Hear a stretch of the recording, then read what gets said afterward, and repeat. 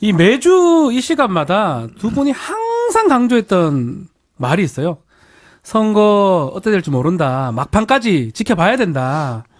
또 여야 모두 긴장을 늦추면 끝이다. 지금 여당 잘 나가다가 지금 암초가 한 2개 정도 있는 것 같습니다. 김기식 금융감독원장 외유 출장 논란.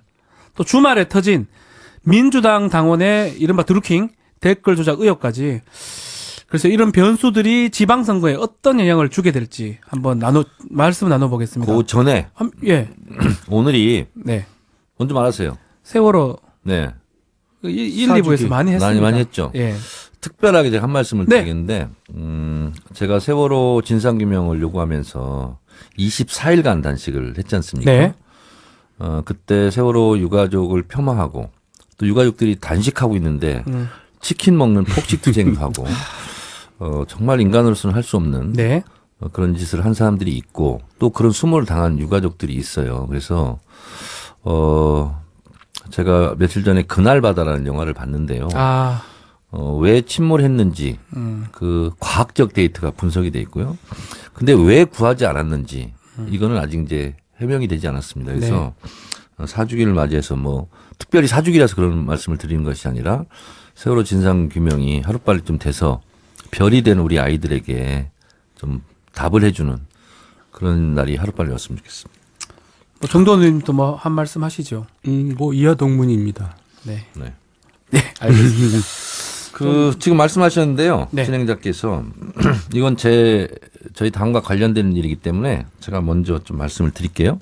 일단 뭐 김기식 그 원장 얘기는 아마 지금도 선관위에서 판단을 하고 있으니까 그건 조금 이따 하고 드루킹 얘기 먼저 하면 좋을 것 같습니다. 제가 한 말씀으로 드리면 김기식은 죄송한 일이고 김경수는 억울한 일이다. 아하. 이렇게 말씀을 드리겠습니다. 예를 들면 이런 거예요. 우리 집에 도둑이 들었어요. 그래서 경찰에 신고를 했어요. 근데 범인을 잡고 보니까 먼 친척 같은 종 씨예요. 먼 친척 같은 종 씨? 네. 근데 먼 친척 같은 종 씨가 범인이니까 신고한 네가 잘못한 거 아니야. 연루된 거 아니야. 예전에 무슨 가족 무슨 행사에 같이 만난 거 아니야. 이런 것은 아니라는 거죠. 이런 꼴이에요 지금. 아하. 그래서 방금 경찰도 해명이 있었지만 그 수많은 텔레그램 메시지 중에 확인한 것이 우리가 보면 이제 빨간 게 뜨지 않습니까? 그럼 이제 눌러봐요 습관적으로. 그게 몇 건이 안 되고 그리고 의례적으로 뭐 감사하다 이런 건 정치인들 다 하는 거거든요. 그거 말고 인터넷 URL 주소 복사해서 보냈다는 거라든가 뭐 긴 문자라든가 이런 것은 확인을 안 했다는 거 아니에요 지금. 이 사건은 저희가 네이버 댓글 조작이 있다. 그리고 공감 추천 이런 수가 실시간으로 막 올라가요. 매크로 프로그램을 작동하면. 그래서 그게 트위터에 동영상으로 많이 떠돌아다닙니다. 따다다다다다다 하면서 좋아요 추천 수 계속 올라가는 게. 그래서 저희 민주당에서 신고한 거예요. 맞습니다. 이건 네이버에 댓글 조작이 일어나고 있다. 신고를 해서 경찰이 수사를 해서 잡았는데 공교롭게 민주당적을 갖고 있다는 거예요. 권리당원이었죠. 네. 근데 권리당원은 민주당이 수십만 명이에요. 근데 권리당원으로 등록을 하는 것은 이 사람은 된다 안 된다 심사 과정이 없습니다. 다시 말해서 자유한국당 소속 당원이라 할지라도 민주당 권리당원으로 신청만 하면 그냥 권리당원이 되는 거예요. 그래서 그 사람들의 성향이라든가 뭐를 걸릴 장치가 없습니다. 다만 그 사람이 탈당했다가 복당을 한다면 복당 심사는 하는데 입당 심사는 없어요. 그렇기 때문에 그냥 일반 국민과 똑같은 수준이고 레벨이다. 근데 그렇기 때문에 민주당원이라는 것이 문제가 되는 것이 아니고 이 사람이 실제로 김경수 의원과 통하면서 이런 조작질을 지시받거나 아니면 사주받았거나 아니면 보고했거나 이런 것을 이런 경우가 있냐 없냐가 관심인 거죠. 관심 사항이어야 되는 거죠. 근데 지금은 그런 것이 없다라고 경찰이 지금 해명하고 있기 때문에 이것은 지금은 뭐 태풍처럼 막 태풍이 많이 불고 있겠지만 결국은 이것을 정치적으로 악용하려고 하는 사람들은 나중에 역풍에 날아갈 것이다 이렇게 생각합니다. 지금 이 말은 김기식은 죄송한 일이고 김경수는 억울한 일이다 말씀하셨는데 정도원 의원님은 이렇게 공감하십니까? 김기식은 죄송한 일인 건 맞고요. 김경수는 억울한지 아닌지는 지금 좀 봐야겠어요. 그런데 어쨌든 유승민 대표 말이 재밌는데 댓글로 흥한 자 댓글로 망한다 이렇게 얘기했는데 사실 과거에 지금 정부가 이제 지난 정부 댓글 조작 네. 사건 가지고 굉장히 많이 이제 공격도 하고 또 많이 조사도 하고 아는 사람들이 또 형도 받고 그랬거든요. 네. 근데 성격은 좀 다릅니다. 그분들은 공무원들이고 여기는 일반인인데 어쨌든 불법을 했기 때문에 검찰에서 잡아갔단 말이에요. 경찰에서 잡아갔는데 근데 김경수 의원하고 통화만 한 게 아니라 두 차례나 또 만났다 그래요. 그 김경수 의원이 저기 강연하러 한번 그쪽으로 갔었고 또 이 사람들이 위원 사무실까지 왔었고 또 알다시피 뭐 오사카 총영사라 일본 대사 뭐 시켜달라고 이제 뭐 조르기도 했고 그러니까 네. 그렇게까지 나올 때는 상당히 접촉면이 넓지 않았나 깊지 않았나 이제 그런 생각들을 이제 하게 되는 거죠. 네, 네. 예. 특히 제 추론은 이런 네. 거예요. 김경수 의원도 이제 그렇게 말했는데 인사청탁을 한 거예요. 근데 들어주지 않았어요. 네. 그리고 나서는 네이버 댓글 조작한 1월 17일, 18일 이 기사가 뭐냐면 남북 단일팀 네. 여자 아이스하키 단일팀을 비판하는 그러니까 반대죠. 어떻게 그러니까 보면. 문재인 정부를 네. 비판하는 기사에 댓글을 한 거예요. 공감수를. 그것이 이렇게 많은 사람들이 반대하고 있다는 것을 보여주기 위해서. 그래서 김경수 의원 주장은 인사청탁을 거절하자 앙심을 품고 아하. 문재인을 오히려 반대하는 그런 쪽의 선거 아니냐 이제 이런 거거든요.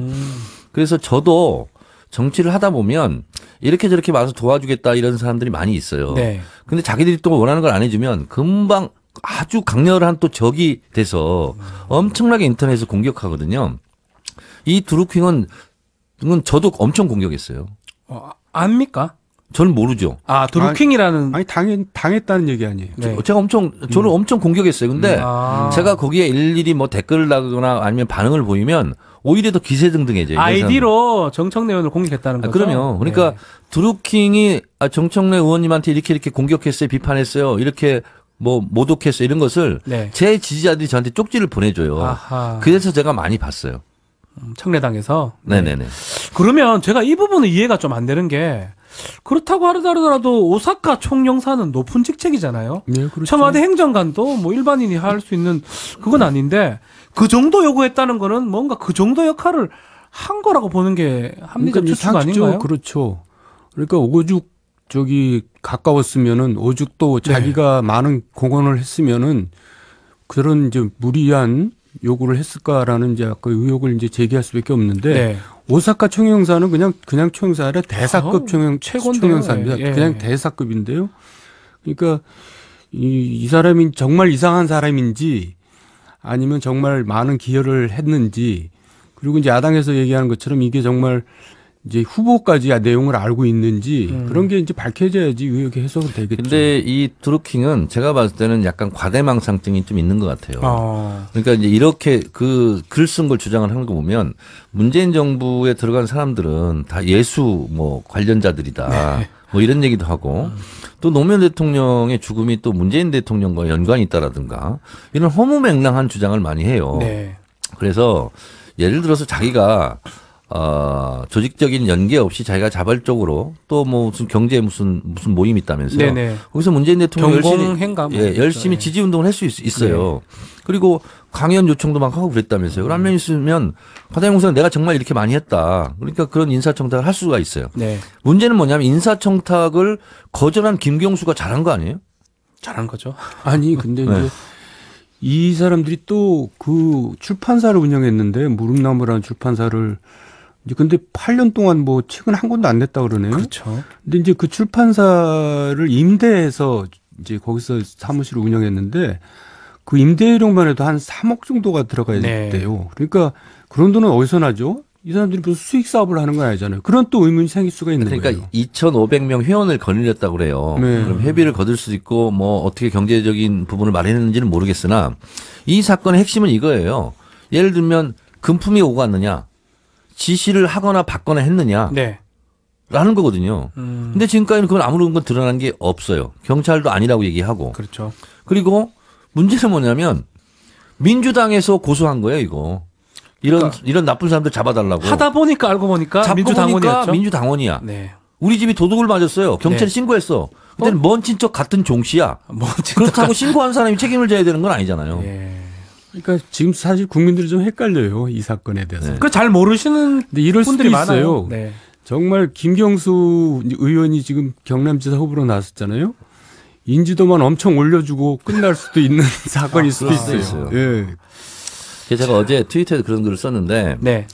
김대중 대통령 한번 보세요. 평생 빨갱이라고 영봉이라고 얼마나 조작질 당하고 욕먹었어요. 맞습니다. 노무현 대통령은 또 얼마나 당했고 네. 문재인 대통령은 또 얼마나 또 당했어요. 네. 근데 하나의 지도자가 되는 과정이 이렇게 시련을 겪고 이겨나가는 거라고 저는 생각을 하거든요. 그래서 지금 정도원 우리 선배님 말씀하셨다시피 이게 만약에 누명을 벗고 잘 넘어간다. 잘 넘어가고 경남지사가 되면 네. 김경수 의원은 정치로 더 크게 되는 거죠. 큰 정치인이 될 수가 있다. 그렇습니다. 네. 자, 지금 결국은 최종 경찰 조사, 더는 검찰까지 좀 나봐야 할 것 같은데, 야당은 지금 당론으로 거의 특검 요구까지 하고 있고, 특히 자유한국당은 116명 다 당론 채택을 했습니다.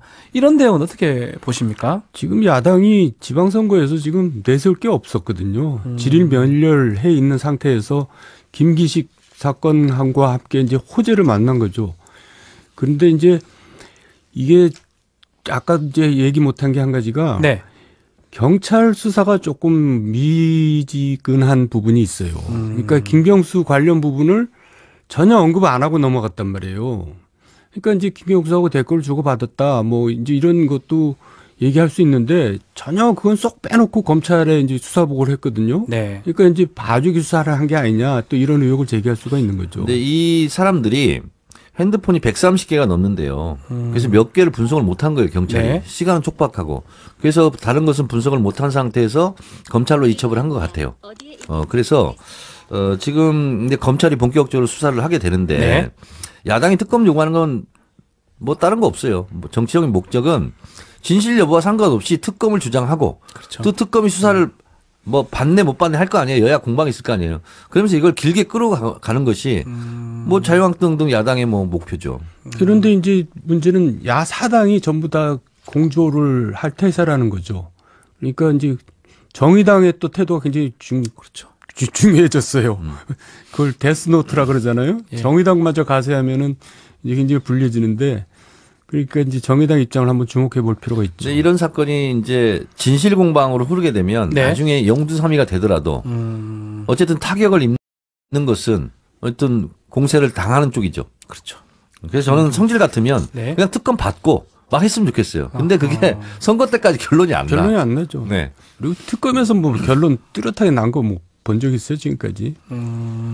그러면 만약에 이건 뭐 계속 야당 주장이긴 한데 배우설 얘기 계속 하고 있어요. 이런 사건이 그거는 나면 아예 말도 안 되는 겁니까? 항상 배우 설이 있는 거죠. 항상. 우리 정청래 의원님 보시기에는 배우설 이런 얘기는 뭐 가치가 없는 근데 겁니까? 이런 사람 부류들이 많이 있어요. 그러니까 어떻게 보면 자기 과시욕, 존재감, 과시 뭐 이런 거 있잖아요. 이러다 보면 실제는 그러지 않음에도 불구하고 나 누구랑 잘 알고 지낸다. 네. 나 누구랑 친하다. 이런 거 있잖아요. 많이 있습니다. 그리고 저도 밤 12시 전화 많이 받아요. 별로 친하지 않은 옛날 동창인데 네. 10년, 20년 만에 전화해요. 그리고 막 저한테 막 반말해요. 나 누군지도 몰라. 그래서 나 정청래랑 잘한다. 그리고 전화 끊는 거예요. 예를 들면. 네. 그런 것일 수 있어요. 만약이니까 정도원 네. 의원님 혹시라도 네. 김경수 의원이 약간 뭐 연관성이라든지 뭐 이런 네. 것들이 있다면 뭐 경남지사 선거뿐만 아니고 지방 선거에 큰 영향을 미치지 않을까요? 그러니까 격전지에는 영향을 미치죠. 네. 특히 이제 경남지사 선거가 가장 핫한 지역이거든요. 네. 그러니까 여기가 지금 이제 아슬아슬한 이제 순간일 수도 있는데 이 그 조사 결과에 따라서 그래갖고 이제 지금 야당에서는 굉장히 기대를 많이 하고 있는 것 같은데 저는 좀 차분하게 좀 지켜볼 필요가 있다고 생각해요. 네. 그래서 저기 그 김태호 지사는 또 멋있게 얘기 한마디 했더라고요. 예. 김경수가 그런 사람은 아니다. 뭐. 예, 그러니까 좀 뭐지 굉장히 고도의 정치 플레이를 하는 것 같아요. 그런 사람 맞다 하기도 뭐 하잖아요. 예. 예, 정도원 의원님 말씀 잘 들었습니다. 잠시 광고 듣고 오겠습니다. 네.